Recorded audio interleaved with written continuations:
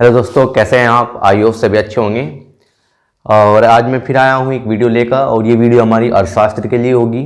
और अर्थशास्त्र जो हमारा सब्जेक्ट है वे टीजीटी, जो टीजीटी है और पीजीटी दोनों के लिए ही इम्पोर्टेंट होगा। ठीक है, दोनों में इसमें से क्वेश्चन पूछे जाते हैं। तो आज हम पढ़ेंगे मांग के नियम के बारे में। ठीक है, कि मांग का नियम क्या होता है, मांग का नियम क्या है। मांग का नियम हमें क्या बताएगा? मांग के नियम की सीधी सीधी बात यह है, अर्थशास्त्र पूरा जो है मांग के नियम पे ही आधारित है और हमारे जीवन पे आधारित है पूरा। ठीक है, जैसे है क्या कि यदि हम देखें किसी वस्तु के दाम बढ़ते हैं, यदि किसी वस्तु के दाम बढ़ेंगे तो उसकी क्या होगी? मांग घटेगी। यदि दाम घटे तो मांग बढ़ेगी। यही क्या है? मांग का नियम है। ठीक है, एक बार फिर देख लेंगे। यदि वस्तु की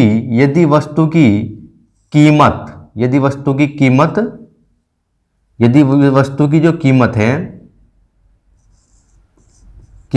कीमत बढ़ती है तो दाम क्या? कीमत बढ़ती है तो मांग क्या होगी? मांग घटेगी। कीमत बढ़ी तो मांग घटेगी। यही मांग का नियम है। ठीक है, इसने बताया भी कि वस्तु के मूल्य और वस्तु मांग में विपरीत संबंध है। वस्तु के मूल्य और वस्तु की मांग में कैसा संबंध है? विपरीत संबंध है। यही क्या बताया जाए? हमारा मांग के नियम में बताया जाता है। ठीक है, कि यदि हम वस्तु की दाम बढ़ा दिए तो मांग क्या हो जाएगी? उसकी कम हो जाएगी। तो यही बात इसने जो है किसके द्वारा समझाने की कोशिश की? उदाहरण द्वारा। तो उदाहरण द्वारा एक तालिका है, इस तालिका द्वारा इसने बात स्पष्ट करने की कोशिश की। जैसे क्या है? वस्तु, ये कहा कीमत प्रति इकाई, ये कीमत है प्रति इकाई की। इधर क्या है? मांगी गई मात्रा। वस्तु की कीमत कितनी थी? वस्तु की कीमत है 2 रुपये। तो कितने लोगों ने उसकी मांग की? 200 ने। यदि उसकी इधर से फिर क्या हुआ? कीमत क्या हुई? कीमत बढ़ी तो मांग कितनी हुई? 150। मांग कम होगी। इसी तरह क्या हुआ?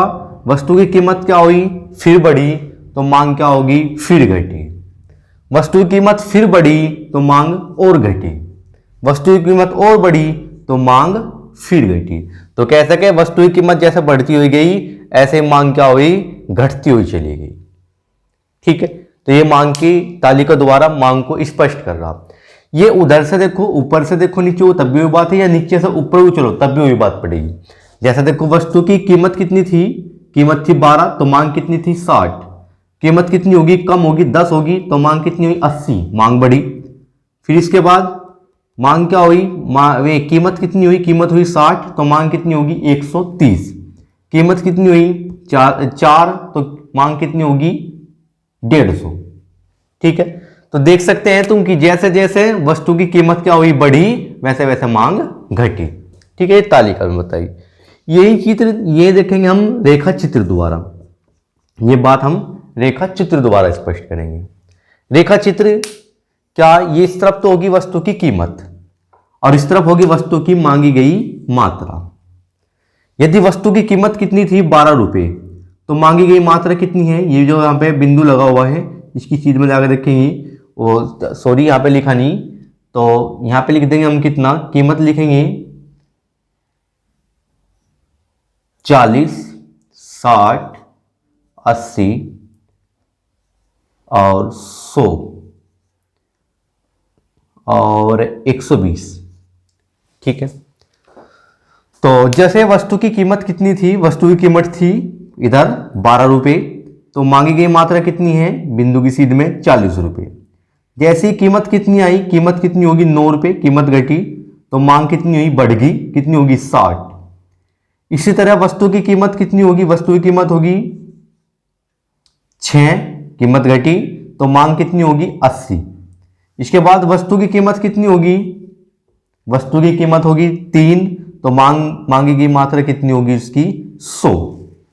ठीक है, तो ये भी यही बात स्पष्ट कर दी कि जैसे जैसे कीमत घटती हुई जा रही ऐसे ऐसे ही मांग मांग की डिमांड, वो डिमांड बढ़ती जा रही, माल की डिमांड बढ़ती जा रही जैसे भी कीमत कम होगी। ठीक है, तो अब तो कोई सस्पेंस नहीं रहा होगा मांग के नियम में। मांग का नियम आपकी जो है बिल्कुल समझ में आया होगा, परिभाषा भी बता दी गई, 2 उदाहरण भी बताए। अब है मांग के नियम की मान्यताएं। मांग के नियम की मान्यताएं हमें ये बताएगी यदि हमें मांग का नियम लगाना है तो उन मान्यताओं को हमें लागू रखना होगा। यदि वो मान्यताएं हमने बदल दी, ठीक है, वे नियम है एक तरह से, यदि हमने वे बदल दिए, ठीक है, मांग के नियम की जो मान्यताएं हैं वे चेंज कर दी तो मांग का नियम लागू नहीं होगा।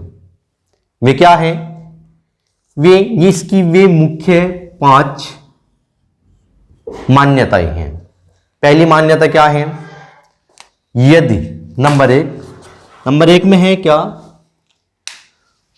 उपभोक्ता की आय स्थिर होनी चाहिए। उपभोक्ता की आय कैसे होनी चाहिए, स्थिर। यदि उपभोक्ता की आय में कमी वृद्धि हो रही, बढ़ घटती उपभोक्ता की आय, तो मांग का नियम लग नहीं पाने का। एक मान्यता कि उपभोक्ता की कैसी, उपभोक्ता की जो आय है वो स्थिर होनी चाहिए, उसमें कोई परिवर्तन ना हो। नंबर 2, उपभोक्ता की रुचियों में कोई परिवर्तन नहीं होना चाहिए। उपभोक्ता जो है उसकी रुचि में कोई परिवर्तन नहीं होना चाहिए। यदि रुचि में परिवर्तन होगा तो मांग का नियम नहीं लग पानेगा। ठीक है, मांग का नियम बिल्कुल नहीं लग पानेगा। इसके बाद नंबर नेक्स्ट निका, किसी नवीन स्थानापन्न वस्तु की जानकारी नहीं होनी चाहिए। कोई नवीन स्थानापन्न का मतलब समझते होंगे, जैसे चाय, अगर हम सपोज करो गुड़ का दाम बढ़ गया तो लोग क्या करेंगे, चीनी को लेना पसंद करेंगे, या चीनी का दाम बढ़ेगा, बहुत ज्यादा होगा, 400 रुपये किलो हो गए चीनी, तो लोग किसकी तरफ चले जाएंगे, गुड़ की तरफ चले जाएंगे। ऐसे ही अगर चाय की पत्ती के रेट ज्यादा हो गए तो लोग कॉफी की ओर चले जाएंगे। तो स्थानापन्न वस्तुओं की जानकारी लोगों को नहीं होनी चाहिए। यदि स्थानापन्न वस्तुओं की जानकारी है तो ये मांग का नियम लागू नहीं होने का। ठीक है, ये समझ सकते हैं तुम इस तरह कि जैसे दाम यहां पे 12 है और कितने लोग मांगने के लिए आए, कुल 60, कुल कितना है 60। यदि स्थानापन्न वस्तुओं की जानकारी है तो ये 60 भी फिर जो है मांग के नियम को लागू नहीं कर पाएंगे। ठीक है, इसके बाद नंबर नेक्स्ट देखेंगे क्या, ये तो था क्या, किसी नवीन जानकारी नहीं होनी चाहिए। इसके बाद नंबर नेक्स्ट ये कहा, जनसंख्या में परिवर्तन नहीं होना चाहिए, जनसंख्या में बदलनी नहीं चाहिए। यदि जनसंख्या बदली तो फिर प्रॉब्लम होगी, फिर मांग का नियम लागू नहीं होगा। जनसंख्या कम होगी, एकदम से जनसंख्या यदि कम होगी तो तुम क्या करोगे, दाम जो है कम करते जाओ तो लोग मांग कम ही करेंगे। यदि जनसंख्या को हम ध्यान में रखें तो जनसंख्या सपोज करो पहले उस क्षेत्र में कितने थे, 1000 आदमी थे तो चीजें बिक्री थी, एकदम से आदमी कितने हो गए, 100 हो गए, एकदम से बहुत कम हो गए। तो भी चाहे दाम नीचे डालते गए मांग बढ़ी नहीं रही, दाम जो है नीचे कर देते गए पर मांग नहीं बढ़ी, क्योंकि मांग के लिए कितना आदमी है, कुल 100 आदमी।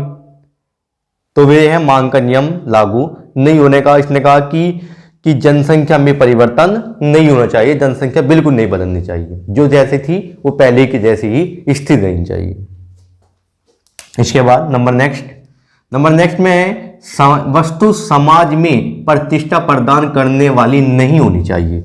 वस्तु जो है समाज में प्रतिष्ठा प्रदान करने वाली नहीं होनी चाहिए।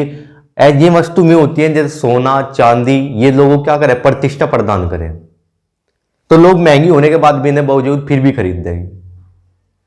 तो यहां पे मांग का नियम लागू नहीं होने का, जहां पर वस्तु क्या होगी, प्रतिष्ठा सूचक होगी।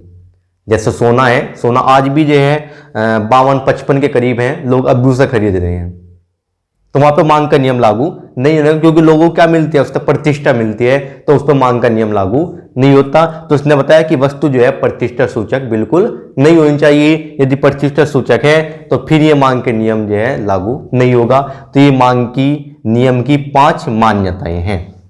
ठीक है, तो ये सब जो है राइट डाउन कर लेंगे। तो फिर मिलते हैं नई वीडियो के साथ, और फिर इसकी बार अब की बार जो है मांग के नियम के प्रकार के साथ मिलेंगे हम। इसी टॉपिक को आगे से और पढ़ेंगे।